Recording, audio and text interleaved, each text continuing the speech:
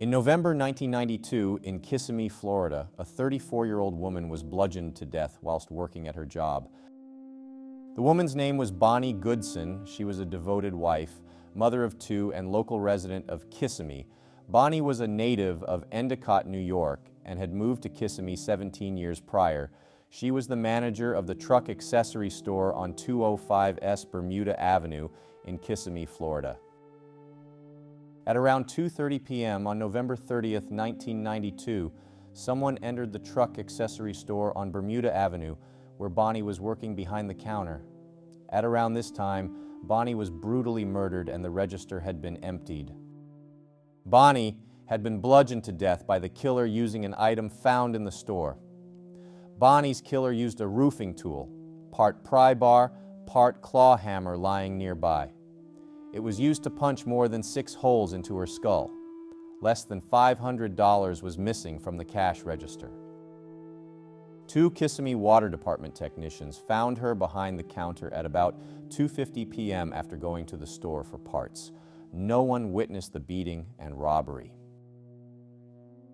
At around 3 p.m., Bonnie Goodson was found unconscious but still alive by paramedics and then airlifted to the Orlando Regional Medical Center, where she underwent surgery for several hours.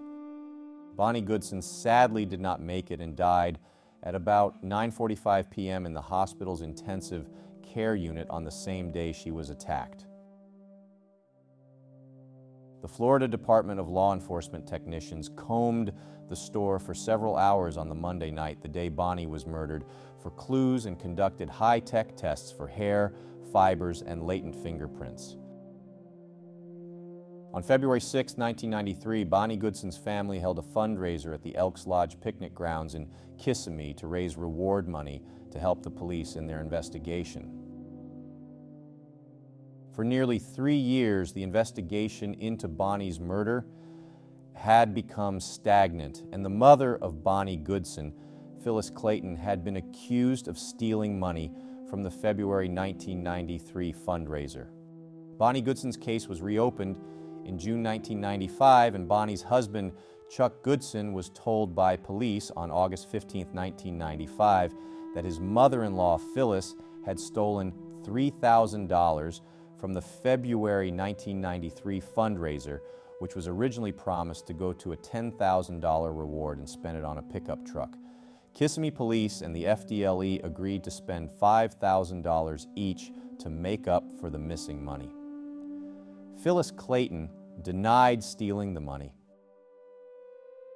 On Friday, the 1st of September 1995, investigators exhumed Bonnie Goodson's body to collect hair samples, the first time such a thing had been done in Osceola County. The exhumation was necessary because the Orange Osceola Medical Examiner's Office improperly collected hair samples when Bonnie Goodson was killed, Detective Ron Schroeder said. As the investigation continued, a witness came forward who observed a male walking away from the crime scene. The witness was able to give enough detail in their description for a composite sketch. A man from Vero Beach, Florida, who was a career criminal named Curtis Huff Jr., was put in a lineup in front of the witness. Curtis Huff Jr. was a suspect in 3 other similar murders which occurred in Florida within 12 months of each other in 1992. Curtis Huff Jr. was not picked out from the lineup by the witness. In Florida in 1992, a bloody trail of terror was left by Osceola killers, and 2 murder cases in that year in the county remained unsolved. On February 26, 1992, chiropractor Ruth Hout was abducted from her office at 22N Bermuda Avenue. She was then driven to an ATM in Vero Beach, and then her debit card was used. She was then driven back to St. Cloud, where she was stabbed over a dozen times. Curtis Huff Jr. of Vero Beach, who was in his early 20s at the time of Ruth's murder, was the suspect in her case.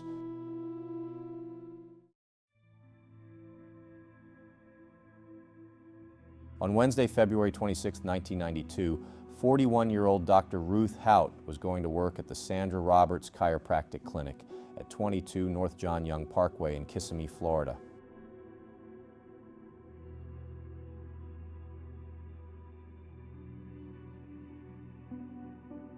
Whilst Ruth Hout was working at the Sandra Roberts Chiropractic Clinic that day, she was abducted. Her partner, Jean Wagner, called her office and it went to a robotic message. Jean noticed Ruth's car was not there when she got home from work. At that point, she knew something wasn't right.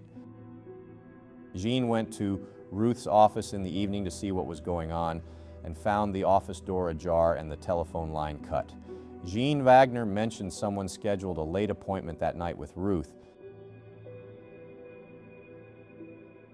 Ruth Hout was reported missing at 10:30 p.m. that day on Wednesday, February 26, 1992. Investigators believed Ruth Hout was abducted just hours before at about 7:30 p.m. from her Bermuda Avenue office. Ruth Hout's business partner, chiropractor Sandra Roberts, said the office had been robbed. Roberts did not identify the items which were stolen, but they were not valuable. Authorities believed Ruth Hout was driven to Vero Beach, Florida, 3 hours away from her office after 7:30 p.m. because an ATM camera at a SunTrust Bank at 1716 Highway A1A picked up a person wearing a green short-sleeved shirt with 2 button pockets on each side with a hoodie sweatshirt covering their face using her bank card. Ruth Hout's body was discovered a day after, on Thursday, February 27, 1992, after a young child spotted her body whilst looking out the window on a passing bus at about 8:30 a.m. in an orange grove 10 miles east of the city of St. Cloud in Florida. Ruth Hout's body was found sprawled in the orange grove with dozens of stab wounds, and her neck had been slashed. Ruth was found fully clothed and barefoot, and there was no sign of sexual assault. A box for a Children of the Sun cassette tape minus the tape was found near Hout's body. Investigators also wanted to know more information about a red truck seen around the time she was considered missing around Orange Grove on Hickory Tree Road and Highway 192. The truck was said to have a crescent-shaped logo on the driver's door and was either a Chevrolet S10 or a Ford Ranger with a black side-to-side toolbox in the bed. The Osceola County Sheriff's Office also wanted to know more about a sighting of a white 1979 Monte Carlo sedan parked in front of Hout's office the night of her death. A passerby noticed the car about the time of Hout's disappearance. About the same time, another witness reported seeing a white sedan driving erratically northward on Bermuda Avenue near Hout's office. The car then sped east on Vine Street, and there may have been 2 people in it. This picture of possibly Dr. Ruth Hout's killer was snapped at a Vero Beach automatic teller machine on the very night she disappeared. The person in the picture was using her bank card. Investigators, however, don't know if Dr. Hout was with that person or not. It's obvious that you can tell this person went through a great deal to reveal their identity, or to conceal their identity, by wearing a hooded-type sweatshirt covered up by a green or teal in color, 2-pocketed button-up shirt. A shirt later found covered in blood next to the doctor's body many miles from Vero Beach in this Osceola County Orange Grove. Ruth Hout had been stabbed 12 times, her throat cut. Detectives are also looking for a red pickup truck seen around the Hickory Tree Road Grove about the time of Dr. Hout's murder. If you saw that truck, Sheriff John Lane wants to hear from you. We'd like to identify the truck, the passengers, and the driver to help further our investigation. By 1995, Osceola County investigators named Curtis J. Huff Jr. as the primary suspect in Ruth Hout's case. He was already serving time for attempted murder for a botched robbery at a Kissimmee hotel. The botched robbery attempted murder of a motel clerk occurred in January 1993 at the Maple Leaf Motel in Kissimmee. Curtis Huff Jr. entered the Maple Leaf Hotel on January 22, 1993, and engaged conversation with the motel clerk, Hamid Jabali, about buying some theme park tickets. When Jabali was distracted, Huff threw coffee in his face and struck him in the head with a tire iron.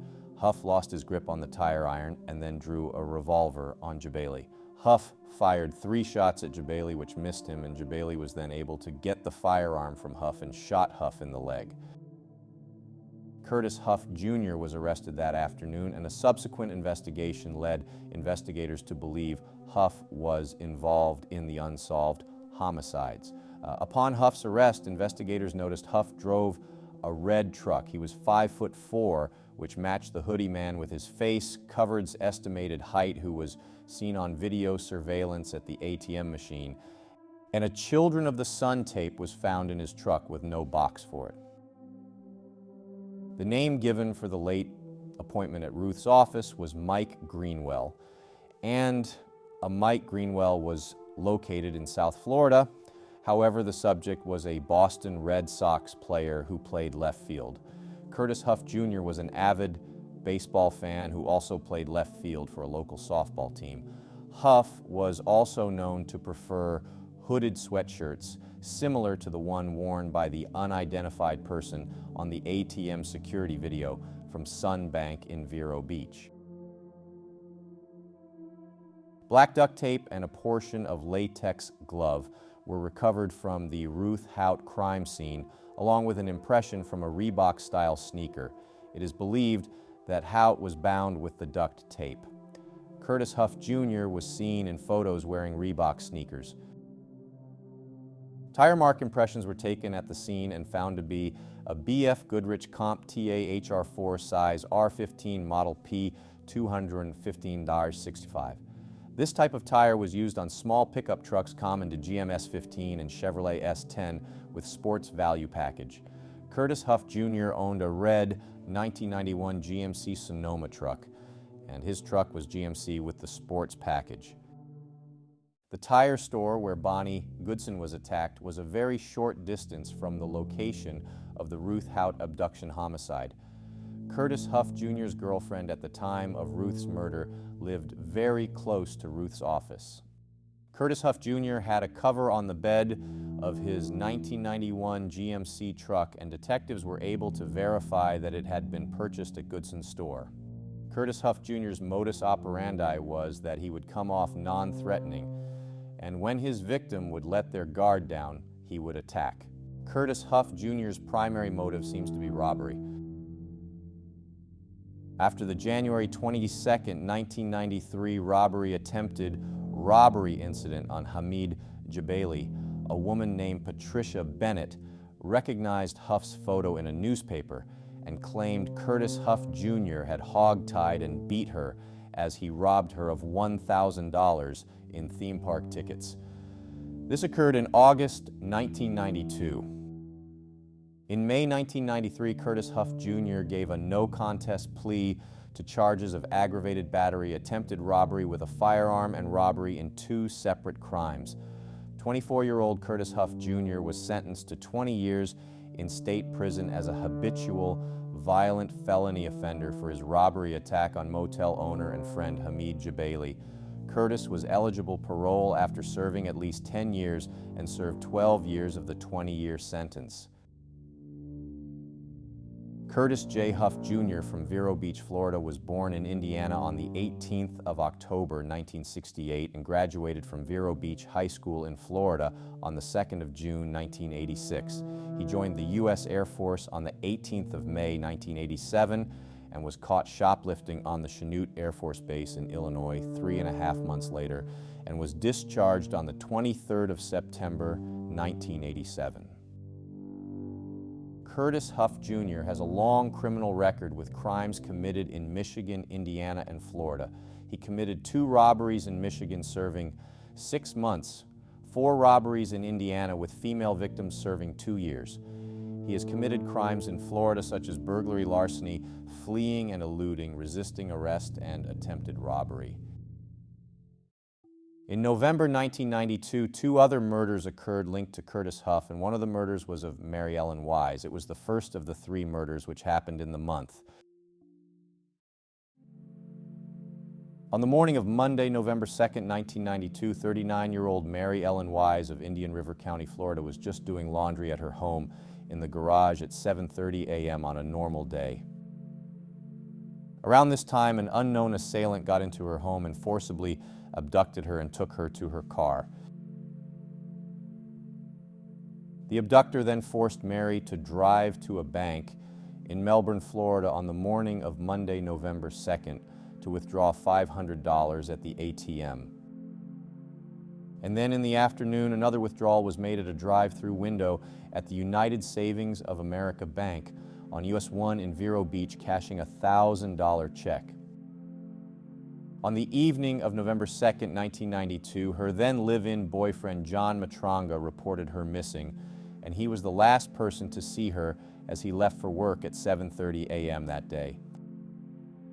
Her 1991 red Honda CRX car was later found on the morning of Wednesday, November 4th, 1992, in a parking lot at the boat ramp on Seaway Drive and Indian River Drive in Fort Pierce, Florida.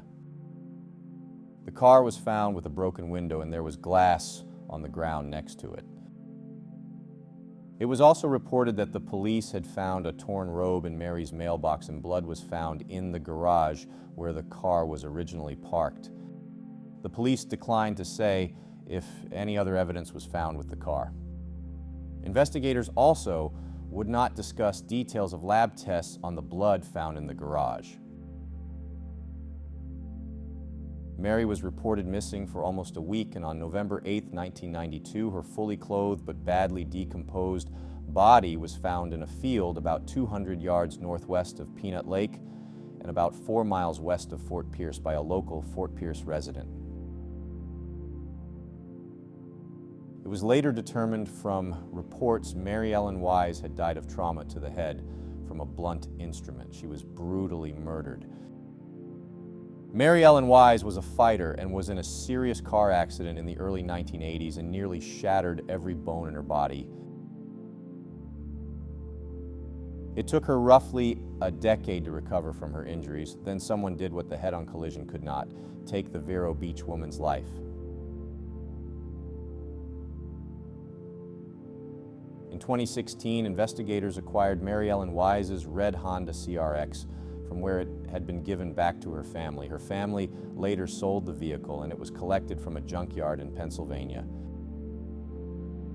Investigators took the vehicle back to the Forensic Services building at the Indian River County Sheriff's Office and re-examined the vehicle for any potential findings such as hair, fingerprints, or blood.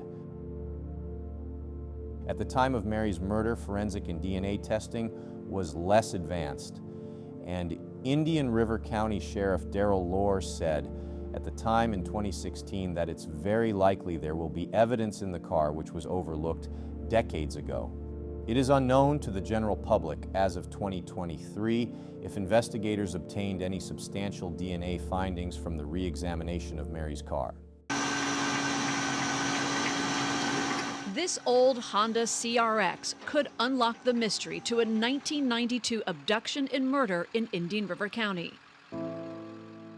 There are so many people that loved Mary Ellen, and there's so many people that are still suffering terribly. Just the not knowing. Mary Ellen Wise was just 39 years old. She was my baby sister. She's 5 years younger than me. Yeah, that's at my mom's house. She looks very happy.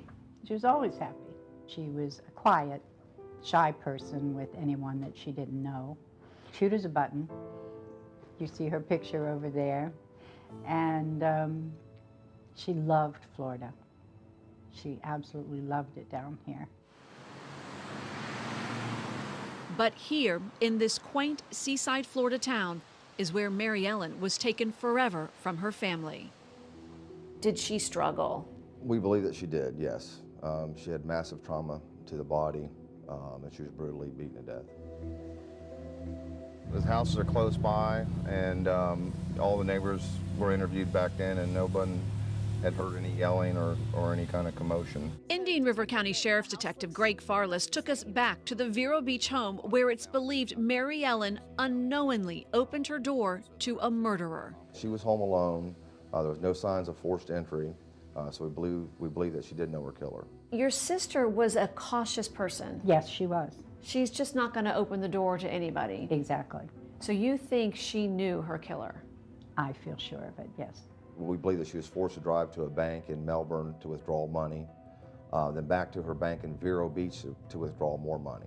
An alert bank teller who knew Mary Ellen noticed something strange. He even made comment to me about how she usually pulled right in at the wall, you know. Right next to the window. Right next to the window, and this time she was clear in the third lane. And he even teasingly said something like, "Oh, don't you like me anymore?" Something like that. And she just laughed. But, you know, there was obviously somebody right there in the car.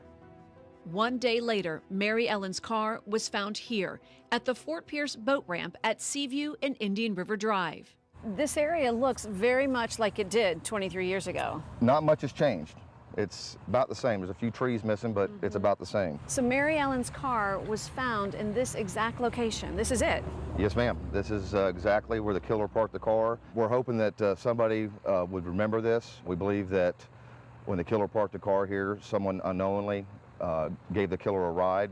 They might have been offered money. For more than 2 decades, Mary Ellen's car has been in Pennsylvania.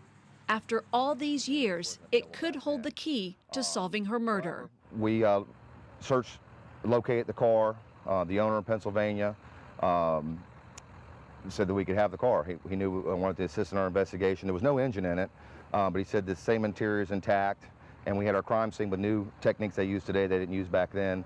Processed the car again, and we're sending that evidence off to be tested also. You believe that whoever the killer is, that person had to fit into this part of the car. Yes, I do. Because at the bank, the teller said she didn't see anybody in the car with Nobody Mary in the Ellen. car. Nobody in the car. It's a tight fit back there. Matter of fact, it's not even really seats back there. So we believe that the killer was medium to small build. A killer who knew the area well. Mary Ellen's body was found 6 days later in rural western St. Lucie County at Peanut Lake, a popular hunting and fishing spot. She still had on her house slippers. I don't think this person has a conscience. It's not like I think they're suffering. I don't believe that at all. I think they thought they got away with it. And they're just as happy as a clam going on with their life. And that's not right. Even more, detectives now believe, based on evidence, Mary Ellen's murderer may have killed before. Do you believe the person who committed this crime could be responsible for other crimes in Florida? I do believe that. I don't think this is the first time that this person killed somebody. And this person still resides in Florida. How many other murders do you think this person is responsible for? It's hard to say. I believe that approximately three other murders. Women? 2 women and one man. So you believe the person of interest in Mary Ellen's case is connected to at least 3 other murders in Florida? Possibly, yes. Detective Farless says he will never give up on Mary Ellen's case. He is hoping for that one tip that could finally lead to an arrest. If you remember anything from that November day back in 1992, no matter how insignificant you think it is, call the Indian River County Sheriff's Office. It is believed Mary Ellen Wise may have known her killer because there was no forced entry into her home. An anonymous letter was sent to the Indian River County Sheriff's Office 1 week after the murder, and in one part of the letter, the writer gave their opinion as to who they believed the killer might be and brought up a young man who was a boxer and had a dog. Mary Ellen Wise also had 2 Doberman dogs and was apparently always attached to them. As the investigation progressed into Mary Ellen Wise's homicide, it was revealed Curtis Huff Jr. lived across the street from Wise when he was a teenager, and Huff's stepfather, John Herron, was a close friend of Mary Ellen Wise. Huff's stepfather was later questioned, and he confirmed that Huff was aware of the fact that Wise had been injured in an auto accident and received a large settlement. Huff's stepfather was also shown a photo of the suspect in the hoodie at the ATM reference to the Hout homicide. He told an investigator, even though you cannot see the suspect's face, the posture of the suspect indicated to him that it could very possibly be his stepson, Curtis Huff. The autopsy reports for Mary Ellen Wise and Bonnie Goodson were eerily similar, as they both describe 11 fractures of the skull and defensive breaks to the arms. A similar weapon, like a crowbar or tire iron, may have been used in the Mary Ellen Wise murder. Homicide by blunt force trauma to the head is fairly uncommon. On November 21, 1992, a ticket seller named Antonio Zucco was found beaten to death with blunt force trauma to the head inside his business gift shop in Osceola County. Antonio Zucco, aged 50, sold theme park tickets at his business. A tourist from Pennsylvania noticed nobody was at the discount outlet at Zucco Plaza around 8:30 a.m. The tourist then walked around to the back of the store and discovered Zucco's body. Zucco was found in the bathroom of the business, and it appeared as though he was trying to climb into the ceiling to escape his attacker. Antonio Zucco was known to stay at his business late but would lock the front doors. It seemed probable that Zucco knew his killer and let him into the business. The medical examiner approximated the time of death at 1 a.m. to 3 a.m., but stated it could have been earlier. A woman driving home from work that evening reported seeing a dark-colored pickup truck parked in front of Zucco's business at 2:30 a.m. Huff owned a red truck. The only item missing appeared to be Zucco's wallet, and he was known to carry large amounts of cash on him. The motive behind Zucco's murder was robbery for cash. The MO appeared to match Huff as Huff tries to gain his victim's trust before he attacks unexpectedly. Zucco's injuries appeared to be consistent with a tire iron crowbar type tool consistent with the motel attack which Huff was arrested for. Curtis Huff was also in the ticket business and appeared to have met Zucco, as Huff had Zucco's business card on him when he was arrested in 1993, 2 months after the homicide. Curtis Huff Jr. is connected to 4 unsolved murders in Florida in 1992 and has been looked at as a possible suspect in a murder which occurred after he left prison in 2005 for his 1993 conviction. Ultimately, Curtis Huff Jr. could not be indicted for the Bonnie Goodson murder, and circumstantial evidence in the other 3 cases was not sufficient to get him charged in connection with the 3 homicides.